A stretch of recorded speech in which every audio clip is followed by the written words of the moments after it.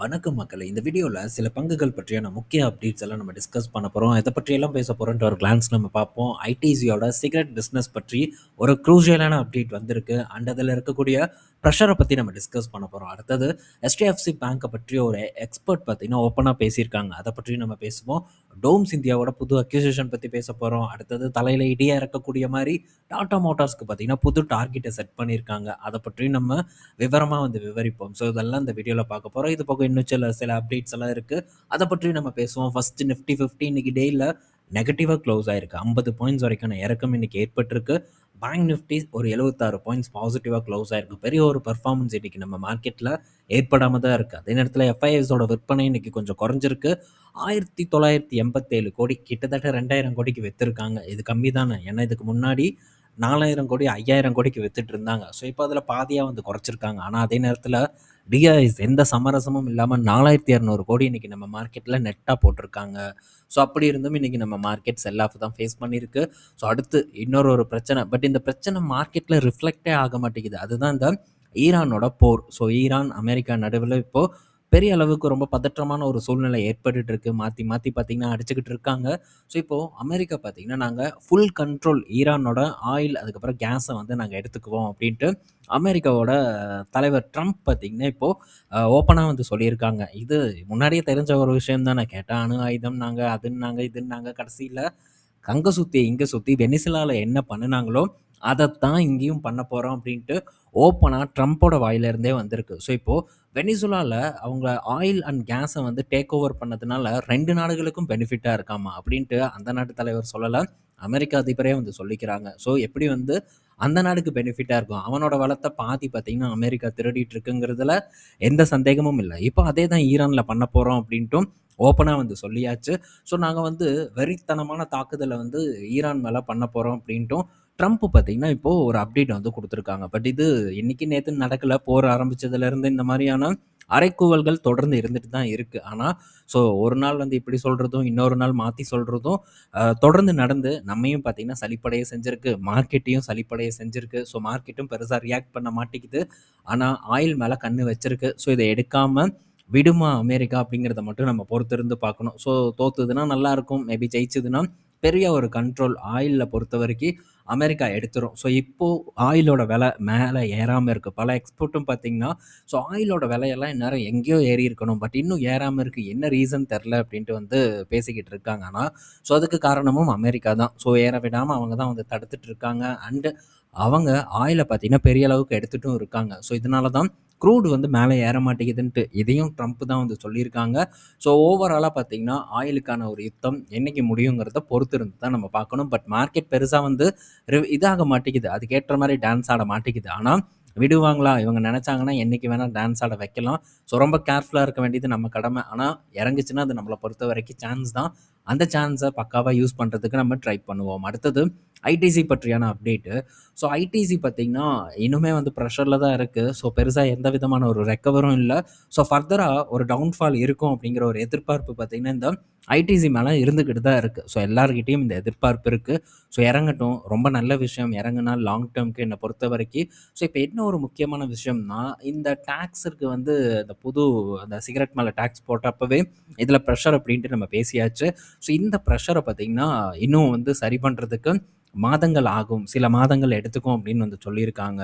So இப்போ last 2லிருந்து 3 மாதம் கணக்கெடுத்து பார்க்கும்போது கிங்ஸோட வால்யூம் ஸோ ஐடிசிய பொறுத்தவரைக்கும் கிங்ஸ் தான் ஒரு பிரீமியமான சிகரெட். அதோட வால்யூம் பார்த்தீங்கன்னா, 20லிருந்து 30% வரைக்கும் டிக்ளைன் ஆயிருக்கு கடந்த 2, 3 மாதத்துல. ஸோ இது ரொம்பவே பார்த்தீங்கன்னா, சீரியஸான ஒரு விஷயம். ஸோ ரெகுலர் செக்மெண்ட் பார்க்கும்போது இந்த அளவுக்கு ஒரு வீழ்ச்சிய சந்திக்கல. ஒரு 10லிருந்து 15% வரைக்கான வீழ்ச்சி தான் சந்திச்சிருக்கு. ஸோ அடுத்த வரக்கூடிய மாதங்கள்ல இது அப்படியே சரியாகும் அப்படின்ட்டு அனலிஸ்ட் எதிர்பார்க்குறாங்க.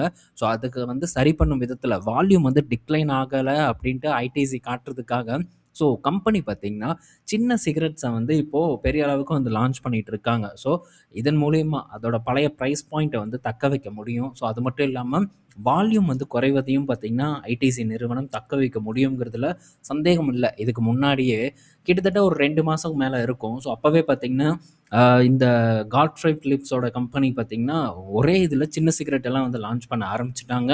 ஸோ, இவங்களும் பண்ணியிருப்பாங்கன்னு தான் நான் நெனைக்கிறேன். ஸோ, இன்னும் பார்த்தீங்கன்னா, அத துரிதப்படுத்த போறதாவும் ஒரு தகவல் வந்து கிடைச்சிருக்கு. ஸோ, இதன் மூலியமா வால்யூம் டிக்ளைன தடுக்க முடியும். ஆனா, அதே நேரத்தில கிங்ஸ் சரிவது பார்த்தீங்கன்னா, ஐடிசிய பொறுத்தவரைக்கும் நல்ல விஷயம் இல்ல. ஸோ, அதனால கன்டினியூஸா வந்து பிரஷர் இருப்பதற்கான வாய்ப்பு ரொம்ப அதிகமா இருக்கு.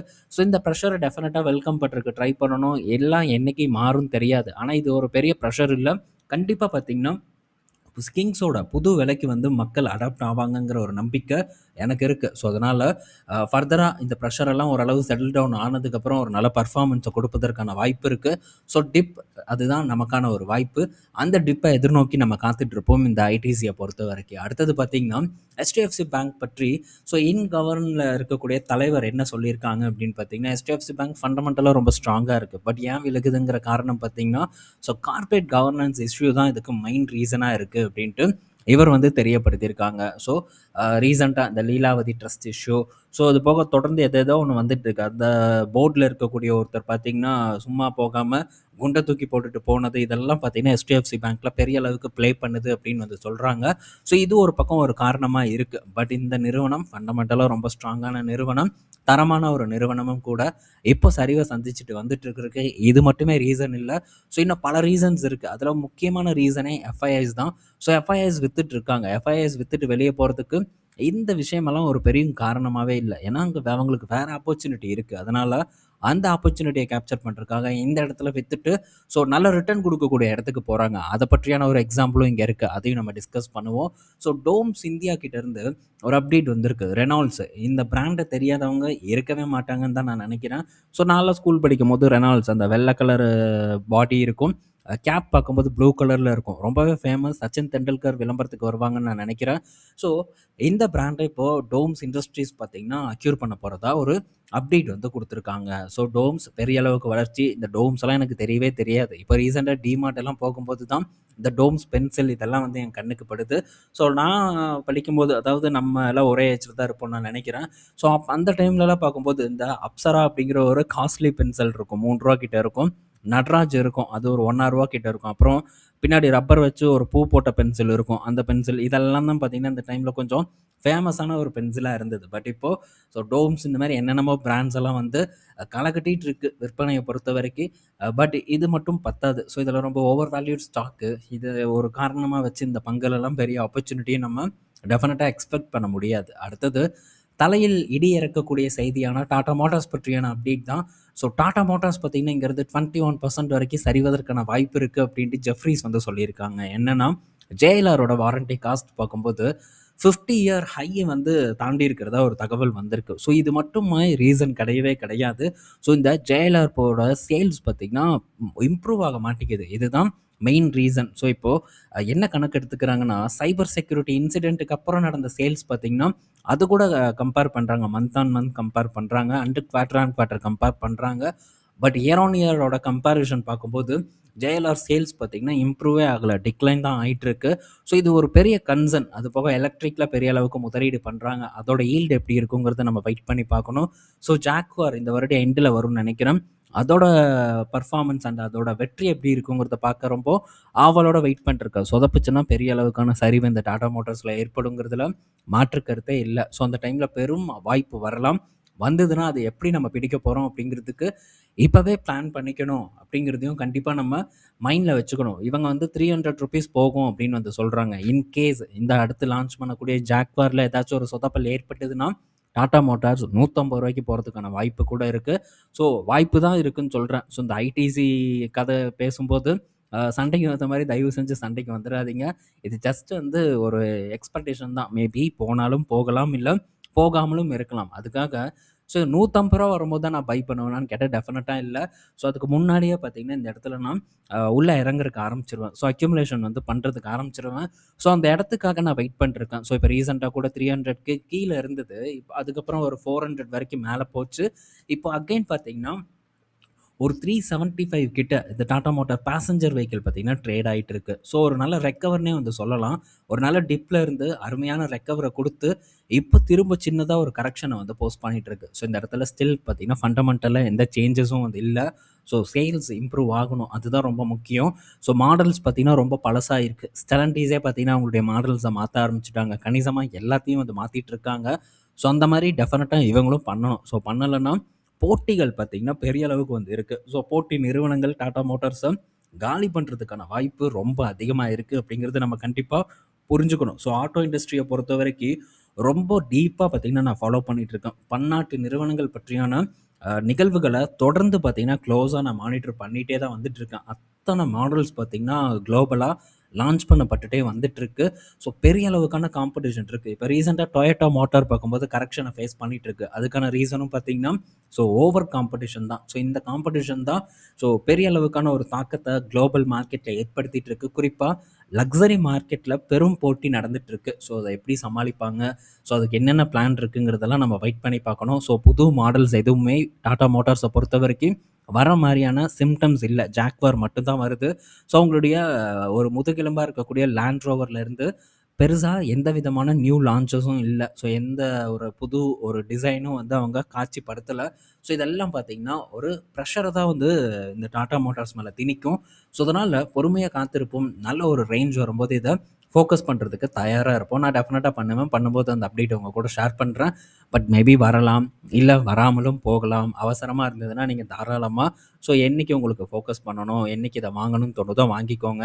ஸோ என்னால வாங்கல அப்படிங்கிற ஒரு பேச்சு வந்துர வேண்டாங்கிறதையும் இந்த இடத்துல நான் பதிவு பண்ணிக்கிறேன். ஸோ என்கிட்ட ஆல்ரெடி இருக்கு. ஸோ நான் பெட்டர் ரேஞ்ச் வெயிட் பண்ணி தான் நான் வந்து வாங்குவேங்கிறத சொல்றேன். மேபி நான் வாங்குனதுக்கப்புறம் இன்கேஸ் வந்து இறங்குது சொன்ன மாரி ரூ. 150 போனாலும், ஸோ அதுக்கேற்ற பிளானோட தான் பார்த்தீங்கன்னா, இந்த இடத்துலலாம் நான் இறங்கவே செய்வேன். ஸோ அதனால கிளீனா திட்டமிட்டு ஸோ உங்களுடைய பிளான எக்ஸிக்யூட் பண்றதுக்கு ட்ரை பண்ணுங்க. அடுத்தது மாருதி சுசுகி கிட்ட இருந்த அப்டேட்டு. ஸோ மாருதி சுசுகியோட இந்த ஆர்சி பார்கவா என்ன சொல்லியிருக்காருன்னா, 2014 எஃப்ஐ 14ல பார்த்தீங்கன்னா, எக்ஸ்போர்ட் பார்க்கும்போது 1,00,000 வண்டி கிட்ட இருக்கு. ஆனா இப்போ எக்ஸ்போர்ட் பார்க்கும்போது 4,50,000 வண்டியா வந்து உயர்ந்திருக்கு.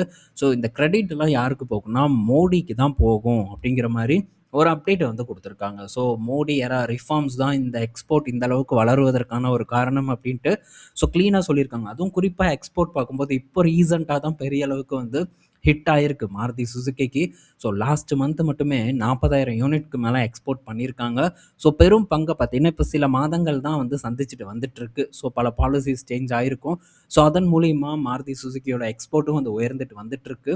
மற்ற நிறுவனங்களும் வெளிநாட்டுல நல்ல பெர்ஃபார்மன்ஸ குடுக்க ஆரம்பிக்கிறாங்க. ஸோ இதெல்லாம் பார்க்கும்போது நம்மளுடைய இண்டஸ்ட்ரீஸ்க்கு ஒரு மிகப்பெரிய ஒரு பாசிட்டிவான விஷயமா தான் நான் வந்து பார்க்கப்படுறேன். குளோபல் கம்பெனிஸா மாறணும். மகேந்திராலாம் பார்த்தீங்கன்னா, அந்த எய்மோட தான் நகர்ந்து போயிட்டு இருக்காங்க. ஸோ டெஃபினட்டா மகேந்திரா ஒரு குளோபல் கம்பெனியா மாறுங்கிறதுல மாற்று கருத்து இல்ல. ஸோ அதுக்கேற்ற விஷயங்கள மகேந்திரா பண்றாங்க. ஸோ மகேந்திரா கொஞ்சம் கரெக்ட்டா ஆகணுங்கிற ஒரு விஷயத்தோட வெயிட் பண்ணிட்டு இருக்கேன். மேபி ஆச்சுன்னா நல்ல ஒரு சான்ஸ் நமக்கு மகேந்திரால உண்டாகும். அதுவரைக்கும் கொஞ்சம் பொறுத்திருந்து பொறுமையா வாட்ச் பண்றதுக்கு ட்ரை பண்ணுவோம்.